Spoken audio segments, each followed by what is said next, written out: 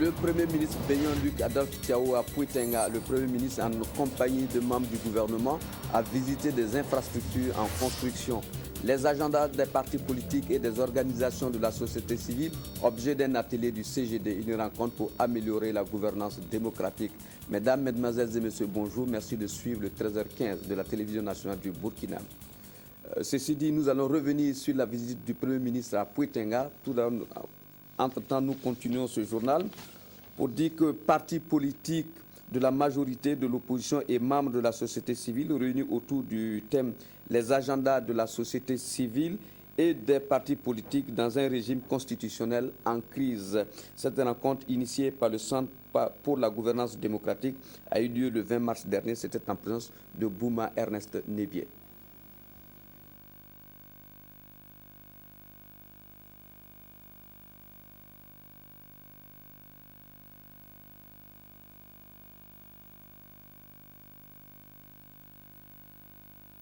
Pouitenga, accueil légendaire qui annonce une journée de visite très chargée de chef du gouvernement sur les grands chantiers de développement du Kouritenga. Une zone qui, de par le dynamisme de ses activités pastorales, s'est vue dotée du plus grand marché à bétail du Burkina. D'une superficie de 7 hectares, ce nouveau marché est réalisé par le ministère des Ressources animales et comporte des abreuvoirs, un château d'eau d'une importante capacité, un forage à pompe submergée fonctionnant à l'aide de panneaux solaires. Parmi les diverses activités économiques de Pouitenga, le tissage, un savoir-faire culturel qui se transmet de génération en génération. Ici, dans le village de Pouessin, c'est un groupement d'une centaine de femmes, dont des fillettes scolarisées ou non, qui s'adonnent à ce métier. Nous tirons l'essentiel de nos revenus de cette activité. Elle nous permet de payer la scolarité de nos enfants. Cependant, nous sommes confrontés à un problème d'eau, de fil de tissage. Nous avons aussi besoin d'un centre pour mener à bien nos activités.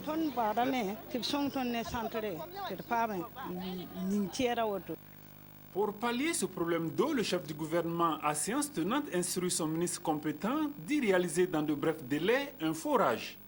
Dans cette même détermination à mettre les populations de cette contrée à l'abri de la souffrance liée à la pénurie d'eau, Luc Adolphe Tiao a tenu à se rassurer de la bonne évolution du chantier de construction d'un château d'eau d'une capacité de 1000 m3 par l'ONIA. 600 millions de francs CFA, c'est le montant mobilisé pour la construction de cette infrastructure hydraulique de 23 mètres de haut. Un chantier qui se présente bien, mais qui accuse un léger retard pour des raisons que voici. Nous avons dû importer le fer à béton parce qu'il faut de fer à béton normalisé. Nous avons dû importer le coffrage parce qu'il faut du coffrage spécial. Nous avons dû importer les échafaudages que vous voyez, ce qui est étayé de la Chine. Donc, c'est des ouvrages qui demandent beaucoup de mobilisation en termes d'équipement qui souvent, pour répondre à la qualité requise de l'ouvrage, nous ne pouvons pas trouver ces équipements-là sur place. Ce château sera alimenté par le barrage de Itenga, une réalisation hydro-agricole datant de 1987 qui croupit aujourd'hui sous le poids de l'âge avec une digue en dégradation, l'ensablement qui va inquiétant. Pour permettre aux multiples usagers que sont les éleveurs, les pêcheurs et les producteurs de mener à bien leurs activités, des études de réhabilitation sont envisagées. Voilà, Aziz Yagibou est rentré plus tôt que prévu. Il vous a proposé la visite du Premier ministre à Pouitenga. Et puis après avoir touché du doigt les réalités du terrain, le chef du gouvernement situe les enjeux de sa visite. Il est toujours au micro de Abdelaziz Yagibou.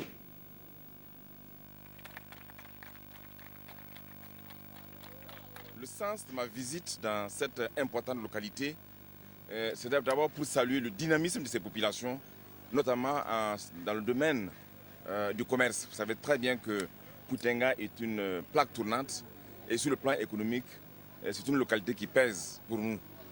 Et je tenais donc également aussi à voir certaines réalisations du gouvernement. L'une des plus grandes réalisations, bien sûr, dans son domaine, c'est le marché à bétail que nous avons vu et qui sera fonctionnel dans les tout prochains mois.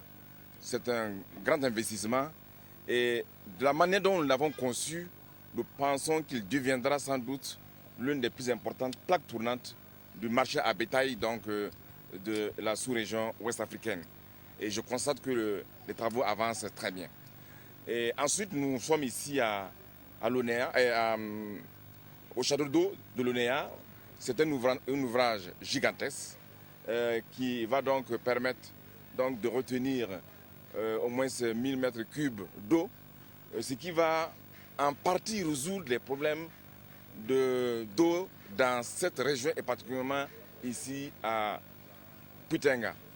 Nous savons que dans le Kuitenga, il y a un véritable problème de retenue d'eau et nous allons y travailler pour qu'on puisse trouver quelque part où on peut vraiment faire un bon barrage, surtout pour l'alimentation des hommes, des bétails et aussi pour soutenir la production. Mais j'ai eu l'occasion aussi, enfin, d'aller visiter un centre de production de tissus en coton. Et nous avons été émerveillés par le nombre de femmes et de jeunes filles qui sont là-bas et qui produisent en quantité. Ce centre évite aux filles, bien sûr, de faire le commerce ambulant, ce qui amène toutes sortes de problèmes à ces femmes. Et avec le tissage, je crois qu'elles arrivent à s'en sortir. Et nous avons donc décidé de soutenir ce centre avec la réalisation d'un forage et aussi la construction d'un centre de formation et de commercialisation donc, des produits, donc, de leurs produits. Et puis, activité du Premier ministre toujours, se communiquer en rapport avec la Semaine nationale de la culture à l'occasion de la cérémonie officielle d'ouverture de la 17e édition de la Semaine nationale de la culture. Placé sous le haut patronat de son Excellence, Monsieur le Premier ministre, chef du gouvernement, représentant son Excellence, Monsieur le Président du Faso, président du Conseil des ministres, la Direction générale du protocole d'État convie les personnalités invitées au stade Omnisport Sangoulé Lamizana de Bobo Dioulasso le samedi 22 mars 2014 à partir de 15h. L'heure limite d'arrivée est fixée à 17h30. C'est signé le directeur général du protocole d'État, l'ambassadeur Léon Yougbaré, commandeur de l'ordre national. Ceci dit, le ministère de l'Habitat, de l'Urbanisme tient son premier conseil d'administration de l'année 2014 à Koudougou. La maîtrise de la croissance urbaine et les stratégies de mobilisation des ressources étaient au centre de ce Issaï Parkouda pour le compte-rendu. Sont caractérisés par une croissance exponentielle des populations, alors que les équipements urbains demeurent insuffisants selon le ministère de l'Habitat et de l'Urbanisme. Placé sous le thème « Maîtrise de la croissance de nos villes pour un développement urbain durable », ce conseil d'administration premier du genre pour cette année 2014 va servir de cadre de réflexion sur le processus de planification et d'aménagement urbain, mais également un tremplin pour trouver les sources de financement nécessaires à la maîtrise de cette croissance. Le thème central de notre CASEM, c'est la maîtrise donc, du développement des villes et avec les réflexions sur les mécanismes du financement des infrastructures urbaines. Nous allions continuer donc dans l'élaboration des outils de planification, dans l'aménagement urbain, à savoir donc les lotissements, les premiers lotissements de certaines communes. Nous allions continuer notre politique donc de la réflexion et la mise en œuvre des idées que nous avions pour rendre le logement décent, accessible au maximum de Burkinabé. Il faut, selon le ministre Yacouba Bari, développer les techniques de construction en hauteur pour pallier l'insuffisance du foncier urbain. L'État, de son côté, reste acteur de premier plan dans la mise en œuvre des mesures de planification et de réglementation et la promotion de la gouvernance urbaine. Nous allions effectivement continuer à jouer notre rôle de maître d'ouvrage délégué pour le compte de l'État à travers les réalisations que l'État engage, soit dans le cadre du 11 décembre, soit dans les travaux de construction de bâtiments administratifs. Mais notre ambition, c'est que les villes, on arrête l'étalement des villes et qu'on essaie d'aller en verticalité parce que les équipements posent problème et il ne faut pas construire des cités dortoirs. Le ministère se réjouit de l'adoption des schémas directeurs d'aménagement et d'urbanisme adoptés en 2013. Ces schémas constituent des documents de programmation pour une meilleure implantation des équipements socio-économiques au Burkina Faso. Un atelier pour lutter contre les déchets plastiques. C'est une initiative du ministère en charge de l'environnement qui vise à apporter une réponse à la problématique des déchets plastiques. Le reportage est signé Yolande Lompo. Après les opérations zéro sachet plastique qui ont connu peu de succès, le ministère de l'Environnement et du Développement durable vient d'élaborer 2 avant-projets de loi portant l'un sur l'interdiction des emballages plastiques et l'autre sur la taxation des produits plastiques pour venir à bout du phénomène. Seconde du genre, après celle de Koudougou, la présente rencontre vise à informer, sensibiliser et conscientiser les différents acteurs sur les 2 avant-projets de loi dont l'adoption est en cours, car ces sachets plastiques ont des conséquences néfastes sur le budget des ménages et sur l'élevage. Il faut essayer de réglementer cela. C'est pour cela que nous tentons donc à travers cet avant-projet de loi d'interdire ces sachets plastiques cancérigènes et pour pousser les Burkinabés à aller vers ce qu'on appelle des emballages biodégradables. Parce qu'il y a des solutions de rechange. Toutes les fois que nous sommes sortis, que ce soit en Afrique, en Europe ou en Asie, nous avons amené des adresses de promoteurs, d'entreprises, d'industriels qui sont prêts à fournir à nos commerçants, vendeurs de sachets plastiques là, des emballages biodégradables. Il faut aussi qu'on fasse la promotion des emballages en tissu. Un pays producteur de coton, beaucoup de résidus de coton, ça la perte. Le papier, le carton. Donc tous ces éléments-là, il faut que nous les valorisons parce que les solutions existent pour avoir des produits bio, des produits durables à moindre impact environnemental. Pour réduire cette pollution, plusieurs pays d'Afrique ont déjà opté pour une interdiction d'importer, de produire et d'utiliser les sachets et emballages plastiques. Et au Burkina Faso, des ressources seront mobilisées pour la création de filières de traitement de ces déchets. Les mouvements associatifs veulent jouer leur partition dans le processus de développement. Ils ont mis en place une structure qui sera la porte-parole des associations auprès des autorités. Avec M. Boukare Zungrana comme coordonnateur, l'installation a eu lieu le 15 mars dernier à Bobo Dioulasso, reportage de Awa Ouedraogo et de Karim Sissé. Je vous déclare investis dans vos postes respectifs.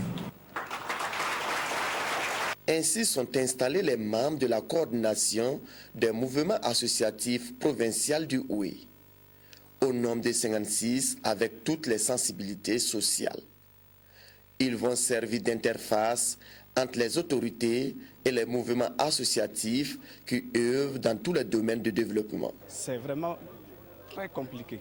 Les associations sur le terrain ont la bonne volonté, mais il y a des soucis pour pouvoir concrétiser leurs activités. Nous allons élaborer, bien entendu, des plans d'action que nous allons soumettre aux autorités.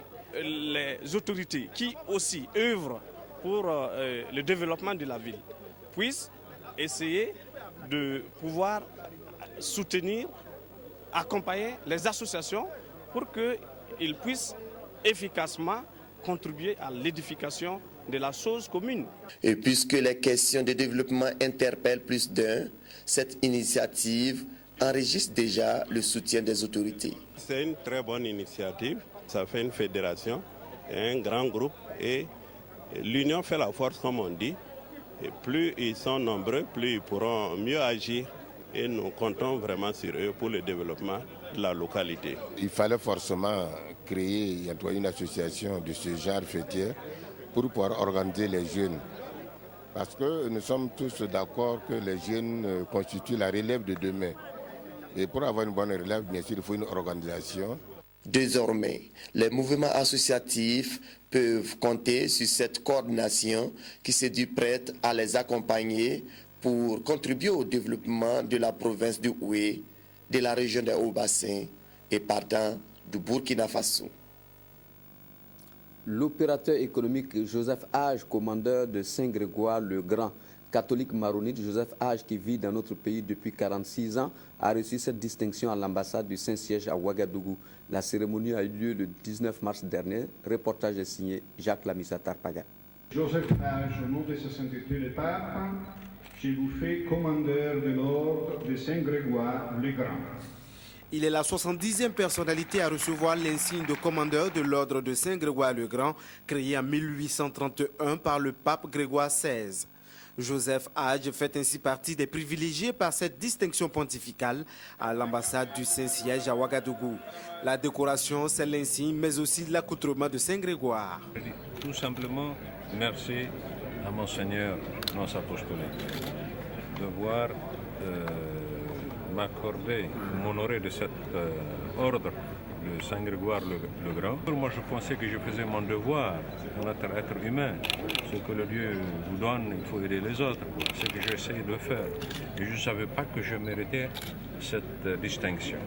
Joseph Hadj est le responsable de la communauté maronite catholique au Burkina Faso, forte de 650 membres. Son engagement dans l'église, la charité et la solidarité durant ses 46 ans de vie au Burkina lui ont valu cette reconnaissance de l'église famille. Aussi, il aide beaucoup la communauté burkinabé pour tous les besoins que la communauté a, soit pour les problèmes concernant l'église catholique, soit pour les œuvres de charité en faveur du peuple burkinabé. Et aussi pour l'aide qu'il a donnée avec ses conseils et sa générosité et son entreprise pour la construction de cette annonciature apostolique. L'ordre de Saint-Grégoire le Vatican, entre civil ou militaire, pour service rendu à l'Église. La distinction de Joseph Hadj lui a été accordée par le pape Benoît XVI. La troupe Koléa de Komtoega est à pied d'œuvre dans la préparatif de la Semaine nationale de la culture, Bobo 2014. Elle se produira dans la catégorie art et spectacle. Les répétitions avec Amadou Marcel Tau. Nous sommes à un pas de la Semaine nationale de la culture SNC 2014. Ici à Komtoega, dans la région du centre-est, la troupe Koléa s'active dans ses dernières répétitions avant le jour J. Encadreurs, danseurs et musiciens se concertent mutuellement afin de parfaire l'art de mouvoir le corps humain à travers le djeka, le gama et le ma. Nous sommes avec des scolaires. Et quand on dit scolaire, il y a des activités au niveau des écoles. Et ensuite, concilier les deux, souvent, ce n'est pas facile. Et souvent, nous exploitons au maximum les périodes des congés et des vacances pour pouvoir préparer les danseuses. Nous sommes au top parce que, comme vous avez constaté, au niveau matériel, on est déjà prêt. Et la préparation des artistes, ça a été intense. Et vraiment, nous pensons que nous pouvons présenter un spectacle de taille lors de cette édition. En plus de la discipline art et spectacle, dont la danse traditionnelle et le chœur populaire, le centre-est se produira dans plusieurs autres disciplines. En art et spectacle, nous avons 6 troupes. 6 troupes, dont Toléa 1, Toléa 2, pour le compte de Boulougou. Nous avons une troupe, la troupe Warba de Zamsé à Koupela, 2 troupes jeunes, l'une en moderne, l'une en danse traditionnelle pour jeunes. Nous voulons faire comme nos cousins Samoro. Nous allons amener une vingtaine de lutteurs et 2 archers pour le sport. Et bien sûr, naturellement, dans l'art culinaire, nous avons 3 femmes qui vont compétir en plat lourd, plat léger et puis en boisson. C'est notre rôle d'accompagner les troupes à pouvoir s'épanouir. Pour une 3e participation à une phase finale de la SNC, la troupe Toléa compte faire de l'occupation de l'espace, le rythme et le temps et le mouvement du corps une maîtrise parfaite afin de convaincre davantage le jury. Culture toujours, le village de Sissama dans la province du Passoré a abrité la 9e édition de la nuit du conte au village du 13 au 15 mars dernier. Des conteurs de tout horizon vont narrer les contes et légendes au profit des nouvelles générations. Le compte rendu est signé Christophe Ilboudo. Le village de Sissamba dans la commune de Latoudin depuis ce jeudi 13 mars vit au rythme de la 9e édition du festival Ouatit Solom ou encore la nuit du conte au village. Cette organisation est une initiative de la compagnie théâtrale Le Roseau qui, à travers ce festival, veut perpétuer les traditions ancestrales africaines et du Faso. C'est en 2006 que les conteurs de Ouagadougou ont eu l'initiative de revenir au village pour se ressourcer. Ils comptent à Ouagadougou, ils se sont dit, certainement au village, ils trouveront des sources d'inspiration. Au fil des ans, le nombre de compteurs a augmenté. Et au lieu que ce soit seulement des compteurs de Ouagadougou, c'est devenu des compteurs d'autres villes du Burkina et même d'autres pays. 3 nuits durant, des compteurs venus des 4 coins du Burkina et d'autres pays vont se succéder sur la place principale du village pour partager les contes et histoires de leurs localités respectives avec les habitants de Sisamba. J'ai découvert que le conte, c'est quelque chose qui est issu de la tradition. Ce sont les siècles passés qui parlent, ce sont les ancêtres qui adressent leur message de sagesse. Cette expérience que j'ai avec le conte au Burkina, ça me donne envie de poursuivre et de goûter de plus en plus ce qu'est le conte, les gens qui racontent et les gens qui écoutent. Les citoyens de la commune rurale de Latodin se sont mobilisés pour faire de cette 9e édition de la nuit du conte au village un succès. Nous remercions Dieu car ce projet va profiter au village et à toute la commune. C'est parce que nos traditions sont en train de disparaître que nous avons soutenu ce projet. Le festival Ouatit Solom se poursuit jusqu'au 15 mars. C'est l'occasion pour les spectateurs d'apprécier le talent des conteurs et de découvrir le mythe des contes au pays des hommes intègres et d'ailleurs. Le concours des photojournalistes organisé lors du FESFO, Festival du photojournalisme, a connu son épilogue le 27 février dernier. Les 3 meilleurs ont été récompensés à l'occasion. Placé sous le thème « Inscrit le photojournalisme dans la pratique du journaliste », la première édition a connu un franc succès, a précisé le promoteur. Le reportage de Claudine Bikaba. C'est avec cette image que Bationo Lengue a remporté le premier prix du photojournalisme 2014. Il est suivi de Ouedraogo Hassan de l'Observateur Palga et le 3e prix est revenu à Yanogoji Rasmane. Ils reçoivent chacun une tablette 3G et un diplôme. Je suis tellement content, je suis très aimé, j'ai même pas de mots à dire. Pour le président du jury de cette première édition du Festival du photojournalisme FESFO, les critères de sélection n'ont pas été faciles à déterminer. Nous avons beaucoup privilégié sur les photos de news, les photos instantanées. Voilà, c'est la raison pour laquelle il y a certaines photos que vous voyez qui croient être de très belles photos et effectivement qui sont de très belles photos, mais qui n'ont pas été prises à l'instant T. Ça a été préparé. Par rapport à d'autres qui sont arrivés, tac, l'image par rapport à l'événement. C'est ça aussi le journal. Quant au promoteur du FESFO, lui se dit satisfait de cette première expérience. Je suis très satisfait à plusieurs raisons. Le premier, ça a été la couverture médiatique. Satisfaction aussi par la qualité des formateurs et des panélistes. Et troisième satisfaction parce que nous avons pu vraiment toucher des problèmes. Nous avons pu vraiment mettre en lumière un certain nombre de problèmes concrets qui minent la profession de photojournalisme et des pistes de solutions ont été proposées. Le FESFO est créé pour trouver des mécanismes en vue de renforcer les capacités des photojournalistes et à ce titre, ils seront formés à la prochaine édition à la composition recadrage, à l'originalité, au tirage et finition et à l'éclairage. L'ambition du promoteur, c'est aussi créer une banque de données pour permettre la mise en vente des images des photojournalistes dans les conditions qui respectent leurs droits d'auteur. Voilà, c'est la fin de votre journal. Merci de l'avoir suivi. Je vous souhaite un agréable après-midi. On se retrouve demain à 13h15 pour d'autres informations. Au revoir et à bientôt.